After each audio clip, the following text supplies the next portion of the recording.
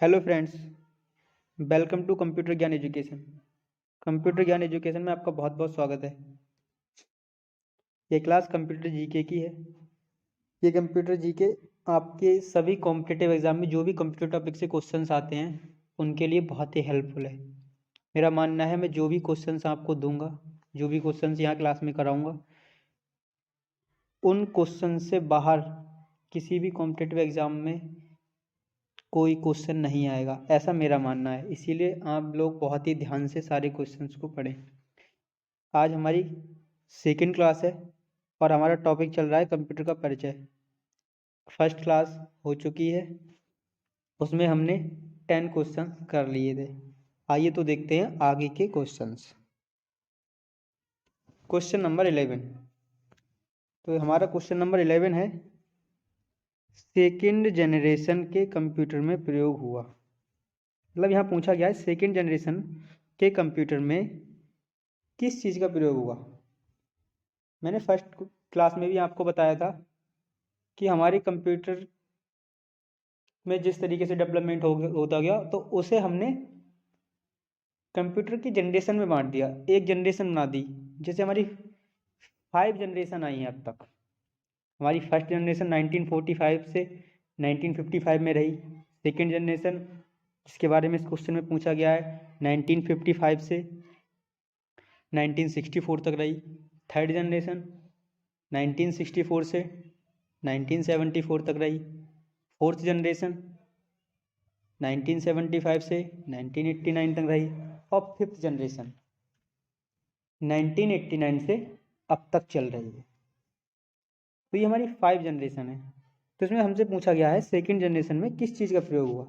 तो second generation में हमारा ट्रांजिस्टर टेक्नोलॉजी का उपयोग किया गया था। ठीक है। और इस समय के कंप्यूटर में विशेषता क्या थी, इस समय कंप्यूटर में का आकार थोड़ा छोटा कर दिया गया था और इसकी स्पीड थोड़ी तेज थी। पहले की अपेक्षा इसका आकार थोड़ा छोटा कर दिया गया था और स्पीड तेज। ठीक है। तो इसमें इस जनरेशन के कंप्यूटर में, सेकेंड जनरेशन के कंप्यूटर में किस चीज़ का प्रयोग हुआ था, ट्रांजिस्टर का। तो हमारे 11 क्वेश्चन का आंसर क्या है, option B, transistor. Next question की ओर चलते हैं। नेक्स्ट क्वेश्चन, आईएनए के पहले कंप्यूटर में क्या विशेषता थी। आईएनए क्या है, आईएनए की फॉर्म जान लेते हैं। Electronic numeric integrator and computer. Electronic numeric integrator and computer.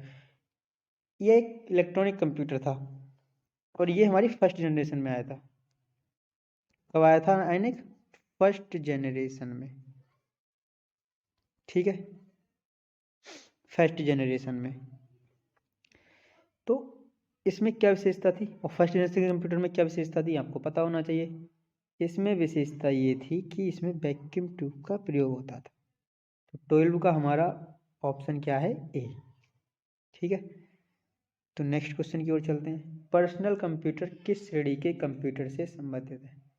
अब ये क्वेश्चन हमारा आ गया टाइप्स ऑफ कंप्यूटर से। टाइप्स ऑफ कंप्यूटर कितने टाइप्स हैं, एनालॉग, डिजिटल, हाइब्रिड। और यहाँ इन टाइप्स में भी डिजिटल है जो, उसके भी 4 टाइप्स हैं, micro, mini, main frame, super computer. ठीक है। तो ये जो हमारे पर्सनल कंप्यूटर आते हैं ये हमारे माइक्रो कंप्यूटर में आते हैं, क्योंकि ये कौन कौन से होते हैं, ये हमारा लैपटॉप हो गया, डेस्कटॉप हो गया, टैबलेट हो गया। तो ये सारे हमारे माइक्रो कंप्यूटर हैं। तो ये जो माइक्रो कंप्यूटर हैं यही हमारे पर्सनल कंप्यूटर भी होते हैं। ठीक है। तो इसका ऑप्शन हो गया आंसर डी, माइक्रो कंप्यूटर। और अब चलते हैं नेक्स्ट क्वेश्चन की ओर। क्वेश्चन नंबर 14, प्रथम इलेक्ट्रॉनिक कंप्यूटर है। प्रथम इलेक्ट्रॉनिक कंप्यूटर कौन सा है, इसका ऑप्शन होगा हमारा सी, प्रथम इलेक्ट्रॉनिक कंप्यूटर आईएनए है। वही इसकी फुल फॉर्म क्या है, electronic numeric integrated and computer. ये प्रथम इलेक्ट्रॉनिक कंप्यूटर था। ठीक है। तो 14 का ऑप्शन नंबर सी सही आंसर है। नेक्स्ट क्वेश्चन 15 हमारा हो गया कंप्यूटर पर कार्य करने की ऐसी विधि जिसमें एकाधिक व्यक्ति एक ही समय में काम कर सकते हैं क्या कहलाता है? मतलब उस विधि के बारे में पूछा गया है कि एक ही कंप्यूटर पर एक साथ कई लोग काम कर सकें। एक ही कंप्यूटर पर एक साथ कई लोग काम कर सकें, मतलब एक से अधिक, मल्टी। ठीक है, लोग यूज करने वाले, यूजर। तो ये विधि क्या हो गई? Multi user.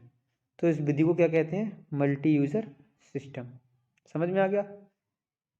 एक ही कंप्यूटर पर एक से अधिक, मल्टी, लोग मतलब यूजर, यूज कर सके, यूजर, तो मल्टी यूजर सिस्टम। इसका ऑप्शन नंबर हो गया बी, सही answer. Next question. Next question हो गया 16। वह विजुअल डिस्प्ले यूनिट जो कंप्यूटर से जुड़ी होती है। ये तो सभी, सॉरी, ये तो सभी को पता होगा लगभग। वह विजुअल डिस्प्ले यूनिट जो कंप्यूटर से जुड़ी होती है। क्या जुड़ा होता है कंप्यूटर से? विजुअल डिस्प्ले, जिसपे हम आउटपुट देखते हैं, जिसपे हमें विजुअल्स दिखते हैं। क्या है? मॉनिटर। आंसर ए ऑप्शन है। क्या है? मॉनिटर। तो आइए नेक्स्ट क्वेश्चन की ओर चलते हैं। Question number 16। डिजिटल कंप्यूटर की कार्यपद्धति का सिद्धांत है। डिजिटल कंप्यूटर की कार्यपद्धति का क्या सिद्धांत है? डिजिटल कंप्यूटर की कार्यपद्धति का एक ही सिद्धांत है, वो है गणना एवं तर्क। का ऑप्शन ए हो गया सही आंसर, गणना एवं तर्क। Next question. Next question, multi processing होती है। अभी जो पहले को अभी हमने एक क्वेश्चन पढ़ा था, क्या? मल्टी यूजर वाला। ये क्या है? Multi processing. मल्टी यूजर क्या था? एक ही कंप्यूटर पर एक साथ कई लोग काम कर सके, तो वो हमारा था मल्टी यूजर। और मल्टी प्रोसेसिंग क्या होता है ये भी जान लीजिए। मल्टी प्रोसेसिंग वो होता है एक कंप्यूटर पर एक साथ कई कार्य किए जा सकें। जैसे हम MS वर्ड पे कोई फाइल बना रहे हैं, हम ऑडियो सॉन्ग भी सुन रहे हैं, हमने प्रिंट भी निकाल रहे हैं, हम और भी कई काम एक साथ कर रहे हैं, तो वो हमारा क्या कहलाता है? Multi processing. मतलब एक साथ कई प्रोसेस हो रहे हैं, एक कंप्यूटर पर एक साथ कई कार्य करना, मतलब मल्टी प्रोसेसिंग। तो इसमें क्या होता है? एक से अधिक प्रोसेसर के द्वारा होता है। सॉरी, क्या है क्वेश्चन नंबर 18? Multi processing. तो मल्टी प्रोसेसिंग इसका ऑप्शन क्या है? सही आंसर सी, एक से अधिक प्रोसेसर द्वारा। किसके द्वारा होती है मल्टी प्रोसेसिंग? एक से अधिक प्रोसेसर द्वारा। मल्टी प्रोसेसिंग समझ में आ गई होगी। चलते हैं नेक्स्ट क्वेश्चन की ओर। नेक्स्ट क्वेश्चन हमारा है, भारत में विकसित परम कंप्यूटर का विकास किस संस्था ने किया था? तो भारत में विकसित परम कंप्यूटर का विकास किस संस्था ने किया था? ये किया था सीडैक ने। किस संस्था ने किया था? सीडैक ने। सीडैक क्या है? सीडैक एक कंपनी थी जिसकी फुल फॉर्म है centre for development of advance. इस कंपनी का नाम क्या है? Centre for development of advance. ठीक है, इसने परम सुपर कंप्यूटर, इस कंपनी ने परम सुपर कंप्यूटर की को विकसित कब किया था? सीडैक कंपनी ने परम सुपर कंप्यूटर को कब विकसित किया था? 1987 में, पुणे में, पुणे के सीडैक में बनाया था। ठीक है, कब बनाया था? 1987 में। परम जो एक सुपर कंप्यूटर है उसको बनाया था पुणे में। ठीक है, तो नेक्स्ट क्वेश्चन की ओर चलते हैं। इसका ऑप्शन आंसर हो गया ए, 20। Question number 20। यूजर और ऑपरेटिंग सिस्टम के इंटरेक्शन के तरीके को निम्नलिखित में से कौन कंट्रोल करता है? यूजर और ऑपरेटिंग सिस्टम मतलब यूजर जो यूज कर रहा है, जो चला रहा है, वो और ऑपरेटिंग सिस्टम मतलब कंप्यूटर, उस के बीच को जो हम कमांड दे रहे हैं वो और यूज़र के बीच के इंटरेक्शन के तरीके को कौन कंट्रोल कर रहा है, इन दोनों के बीच को कौन कंट्रोल कर रहा है, इंटरेक्शन जो हो रहा है एक दूसरे से कम्युनिकेशन हो रहा है उसको कौन कंट्रोल कर रहा है, वो है यूज़र इंटरफेस। इसका आंसर क्या हो गया, यूज़र इंटरफेस। 20 का क्या हो गया, आंसर नंबर बी। चलते हैं नेक्स्ट क्वेश्चन की ओर। 21 आ गया, पंच कार्ड का प्रयोग। पंच कार्ड का प्रयोग किस कार्य हेतु किया जाता है। पंच कार्ड ये फर्स्ट क्लास में भी आया था, में पूछा गया था कुछ पंच कार्ड के बारे में, मैंने बताया भी था पंच कार्ड क्या होता है। पंच कार्ड एक कार्ड होता है इसमें डिजिटली डाटा स्टोर किया जाता है, कोई कमांड दे दी जाती हैं और उसको हम कंप्यूटर पे उसके द्वारा कोई निर्देश दे देते हैं, ठीक है। वो हम कंप्यूटर पे स्कैन करते हैं, उसके द्वारा वो उसमें जो डिजिटल डाटा होता है उससे निर्देश दे दिया जाता है और वो कोई निर्देश के अनुसार वर्क करता है। तो पंच कार्ड जो डिजिटली स्टोर होता है, एक कार्ड जिसमें डिजिटली डाटा स्टोर होता है उस कार्ड पे, उसका यूज क्या है, इसमें पूछा गया है यूज, तो उसका यूज है कंप्यूटर को निर्देश देने में। किसमें यूज होता है, कंप्यूटर को निर्देश होने में, देने में। तो नेक्स्ट क्वेश्चन की ओर चलते हैं। क्वेश्चन नंबर 22, IBM का पूरा नाम। IBM का पूरा नाम तो है इंटरनेशनल बिजनेस मशीन। इसका आंसर तो हो गया ऑप्शन बी। लेकिन IBM के बारे में थोड़ी और जानकारी मैं आपको दे देता हूँ। IBM एक अमेरिकी इंटरनेशनल IT कंपनी है जिसका मुख्यालय न्यूयॉर्क अमेरिका में, ठीक है। क्या है, एक अमेरिकी कंपनी, क्या है, IT कंपनी अमेरिका की इंटरनेशनल IBM। इसका मुख्यालय कहाँ है, न्यूयॉर्क में। एक क्वेश्चन आपका ये भी बन जाता है कि IBM का मुख्यालय कहाँ है, तो आप बोल दोगे न्यूयॉर्क। इस कंपनी की शुरुआत कब हुई थी, 1911 में, और उसमें इस कंपनी का नाम था कंप्यूटिंग टैबलेटिंग रिकॉर्डिंग। जब इस कंपनी की शुरुआत हुई थी IBM की, तब इसका नाम था कंप्यूटिंग टैबलेटिंग रिकॉर्डिंग। बाद में 1924 को, कब, 1924 को इसका नाम कर दिया गया IBM, ठीक है। क्या कर दिया गया, IBM, क्योंकि बाद में इसका नाम चेंज हो गया। उसके बाद तब से इसका नाम IBM ही चल रहा है। और इस IBM की फुल फॉर्म क्या है, इंटरनेशनल बिजनेस मशीन। तो इसका आंसर क्या हो गया, ऑप्शन बी। तो IBM आपको समझ में आ गया होगा, इस कंपनी के बारे में समझ में आ गया होगा। चलते हैं नेक्स्ट क्वेश्चन की ओर। क्वेश्चन नंबर 23, 1971 में पहला माइक्रो प्रोसेसर किस कंपनी ने बनाया था। तो सबसे पहले 1970 के बारे 71 के बारे में नहीं, पहले माइक्रो प्रोसेसर के बारे में बात करते हैं। तो सबसे पहला माइक्रो प्रोसेसर 1970 में बनाया गया था, लेकिन उस माइक्रो प्रोसेसर को पहली खोज नहीं माना गया, ठीक है। पहला कब बनाया गया था, 1970 में, लेकिन इसे पहली खोज नहीं माना गया, ठीक है। उसके बाद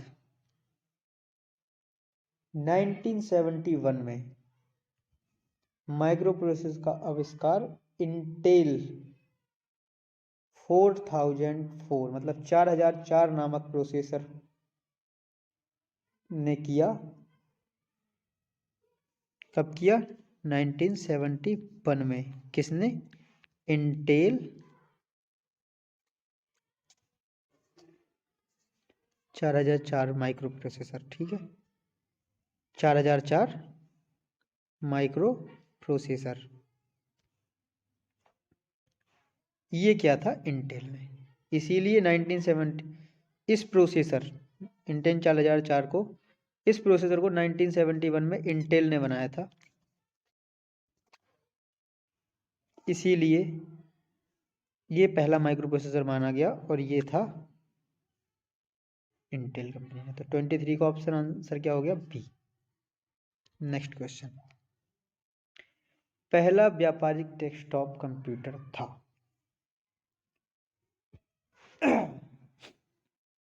व्यापारिक, पहला व्यापारिक डेस्कटॉप कंप्यूटर कौन सा था? पहला व्यापारिक डेस्कटॉप कंप्यूटर था IBM 1।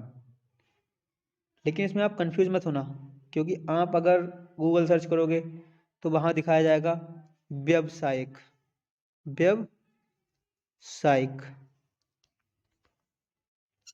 ठीक है, व्यावसायिक दिखाया जाएगा।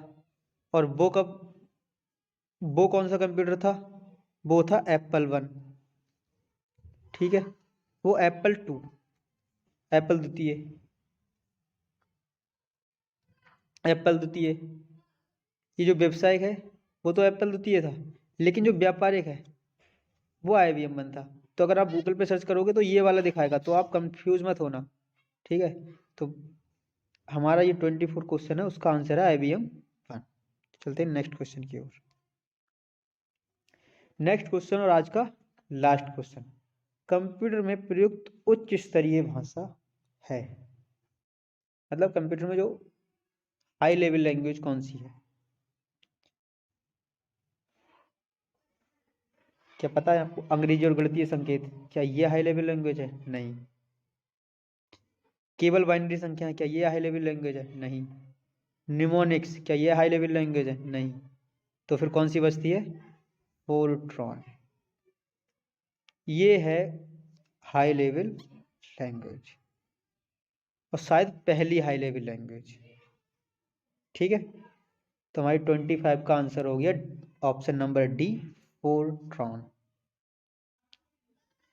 तो आई होप आपको जो भी क्वेश्चंस पढ़ाए गए वो समझ में आए होंगे। एक बार में समझ में ना आए तो दोबारा देख लें, और अगर कुछ भी आपको इसमें समझ में ना आए या फिर कोई भी आपकी क्वेरी हो तो आप प्लीज़ कमेंट कर दें। तो वीडियो देखने के लिए बहुत बहुत धन्यवाद। अगर आपको वीडियो अच्छी लगी हो लाइक करें, शेयर करें एंड सब्सक्राइब करें, और प्रेस करें बेल आइकन, ताकि अगली वीडियो आप तक सबसे पहले पहुंच जाए। तब तक के लिए बाय बाय, टेक केयर, मिलते हैं अगली वीडियो के साथ।